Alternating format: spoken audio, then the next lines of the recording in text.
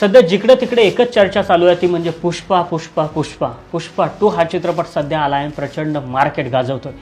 कोणी हे चित्रपट पाहायला जात असताना ट्रेंड खाली जात आहे, कोणी चित्रपट लावला नाही म्हणून पडदे फाडतंय, काचा फोडायला चालू आहेत आणि अशा पद्धतीच्या बातम्यांना आता ऊत आला।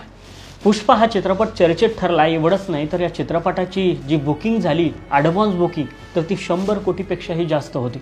आणि ही बातमी वाचली आणि कुठंतरी त्या बातमीवरती 2 मिनिटं मी तसा शांत होतो। चित्रपट यायच्या अगोदर 100 कोटीची ॲडव्हान्स बुकिंग, एका बाजूला चित्रपट रिलीज व्हायच्या आधी 100 कोटी एवढी बुकिंग होते आणि दुसऱ्या बाजूला आम्ही उन्हातान्हात राबून रस्त्यावरती मेथीच्या जुड्या घेऊन बसलं तर 10 रुपयाला सुद्धा एक मेथीची जुडी लोकांना जड वाटायला लागते। मग हे नेमकं का घडतं?